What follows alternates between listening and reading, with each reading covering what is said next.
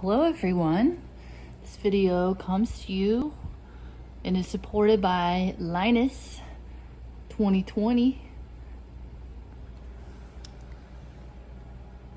Okay, who wants to read? So thanks for all your good discussion comments, and glad that everyone's enjoying the book. It seems like everyone's enjoying the book, so that's cool. So today we're reading from 66 to the middle of 76. So last time that we read, if you remember, was when they hanged, which is the past tense version of hang, actually hanged the boy, and it was pretty terrible.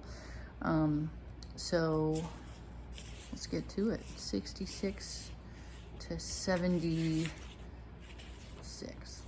Okay. The summer was coming to an end. The Jewish year was almost over. On the eve of Rosh Hashanah, the last day of that cursed year, the entire camp was agitated, and every one of us felt the tension.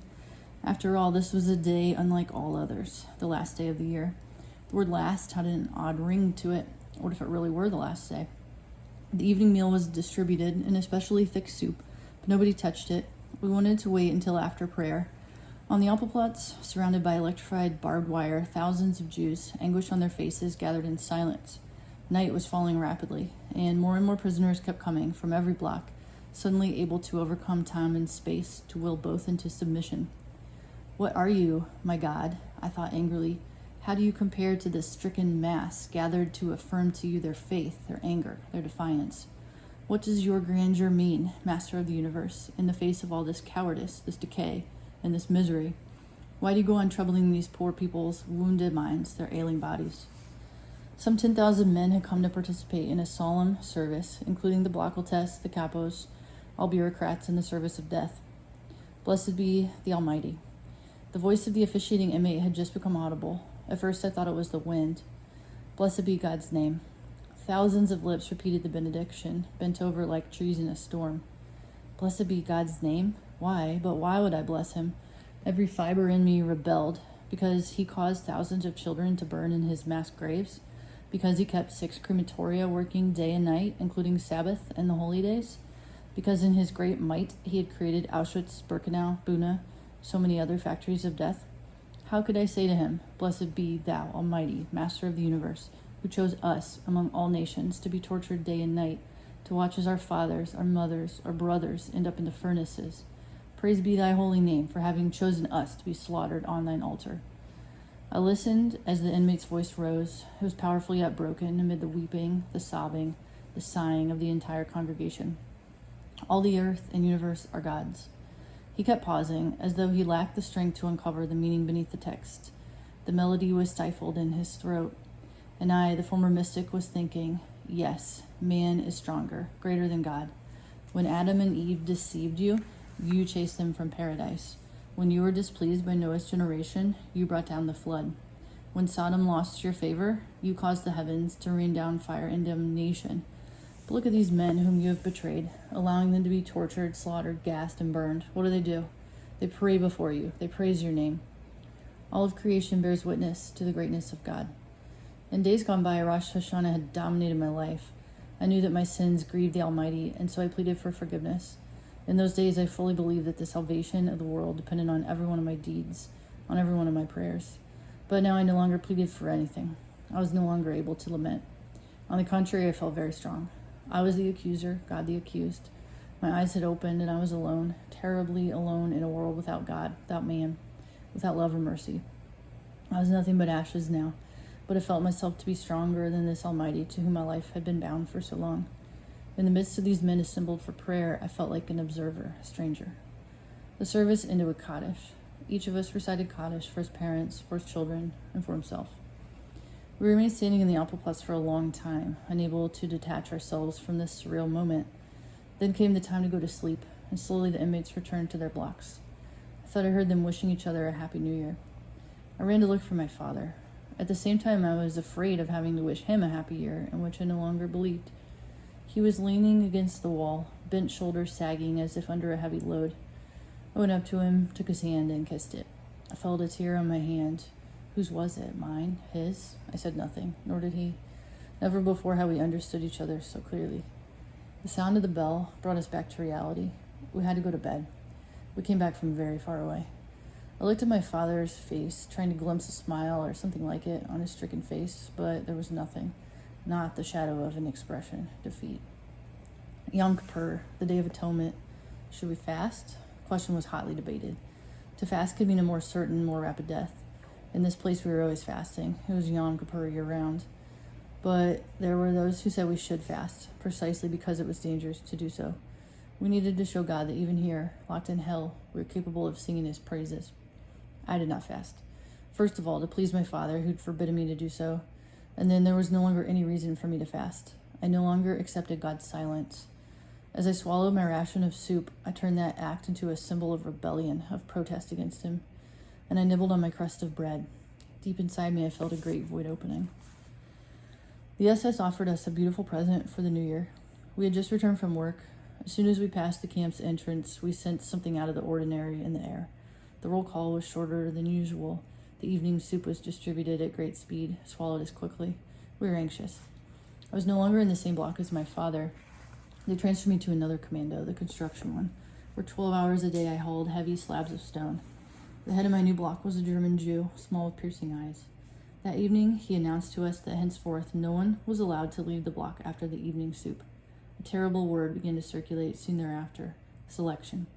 We knew what it meant. An SS would examine us. Whenever he found someone extremely frail, a Mussulman was what we called those inmates, he would write down his number. Good for the crematorium. After the soup, we gathered between the bunks. The veterans told us, "You're lucky to have been brought here so late. Today, this is paradise compared to what the camp was 2 years ago. Back then, Buna was a veritable hell.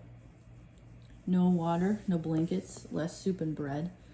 At night, we slept almost naked, and the temperature was 30 below. We were collecting corpses by the hundreds every day. Work was very hard. Today, this is a little paradise. The capos back then had orders to kill a certain number of prisoners every day, and every week selection, a merciless selection. Yes, you are lucky." "Enough, be quiet," I begged them. "Tell your stories tomorrow or some other day." They burst out laughing. They were not veterans for nothing. "Are you scared?" We too were scared, and at that time for good reason. The old men stayed in their corner, silent, motionless, hunted down creatures. Some were praying. 1 more hour, then we would know the verdict, death or reprieve. And my father, I first thought of him now. How would he pass selection? He had aged so much. Our Blockel test had not been outside a concentration camp since 1933. He'd already been through all the slaughterhouses, all the factories of death. Around 9 o'clock, he came to stand in our midst. Akchun. There was instant silence. Listen carefully to what I'm about to tell you. For the first time, his voice quivered. In a few moments, selection will take place. You will have to undress completely. Then you will go, one by one, before the SS doctors. I hope you will all pass, but you must try to increase your chances. Before you go into the next room, try to move your limbs. Give yourself some color. Don't walk slowly, run. Run as if you had the devil at your heels. Don't look at the SS. Run straight in front of you. He paused and then added, and most important, don't be afraid. That was a piece of advice we would have loved to be able to follow. I undressed, leaving my clothes on my cot. Tonight, there was no danger that they would be stolen. Tibi and Yossi, who had changed commandos at the same time I did, came to urge me. "Let's stay together. It will make us stronger." Yossi was mumbling something. He probably was praying. I'd never suspected that Yossi was religious. In fact, I'd always believed the opposite. Tibi was silent and very pale. All the block inmates stood naked between the rows of bunks. This must be how one stands for the last judgment. "They're coming." Three SS officers surrounded the notorious Dr. Mengele, the very same who'd received us in Birkenau. The Blockel test attempted a smile. He asked us, "Ready?" Yes, we were ready. So were the SS doctors. Dr. Mengele was holding a list, our numbers. He nodded to the Blockel test. "We can begin," as if this were a game. The first to go were the notables of the block, the Stubinal test, the capos, the foremen, all of whom were in perfect physical condition, of course. Then came the ordinary prisoners' turns. Dr. Mengele looked them over from head to toe. From time to time, he noted a number. I had but one thought, not to have my number taken down and not to show my left arm. In front of me, there were only Tibi and Yossi. They passed. I had time to notice that Mengele had not written down their numbers. Someone pushed me. It was my turn. I ran without looking back. My head was spinning. "You are too skinny." You are too weak. You are too skinny. You are good for the ovens. The race seemed endless. I felt as though I'd been running for years. You are too skinny. You are too weak. Last I arrived, exhausted. When I caught my breath, I asked Yossi and Tibby, did they write me down? No, said Yossi. Smiling, he added, anyway, they couldn't have. You're running too fast. I began to laugh. I was happy. I felt like kissing him. At that moment, the others did not matter. They had not written me down. Those whose numbers had been noted were standing apart, abandoned by the whole world. Some were silently weeping. The SS officers left. The Blockle test appeared, his face reflecting our collective weariness. It all went well, don't worry. Nothing will happen to anyone. Not to anyone. He was still trying to smile. A poor, emaciated Jew questioned him anxiously, his voice trembling. But, sir, they did write me down. At that, the Blockle test vented his anger. What? Someone refused to take his word? What is it now? Perhaps you think I'm lying? I'm telling you, once and for all, nothing will happen to you. Nothing. You just like to wallow in your despair, you fools. The bell rang, signaling that this selection had ended in the entire camp. With all my strength, I began to race toward Block 36. Midway, I met my father. He came toward me. So, did you pass? Yes, and you? Also. We were able to breathe again. My father had a present for me, a half ration of bread, bartered for something he'd found at the depot, a piece of rubber that could be used to repair a shoe. The bell. It was already time to part, to go to bed. The bell regulated everything. It gave me orders, and I executed them blindly. I hated that bell. Whenever I happened to dream of a better world, I imagined a universe without a bell. A few days passed. We were no longer thinking about the selection. We went to work as usual and loaded the heavy stones onto the freight cars. The rations had grown smaller. That was the only change. We had risen at dawn, as we did every day.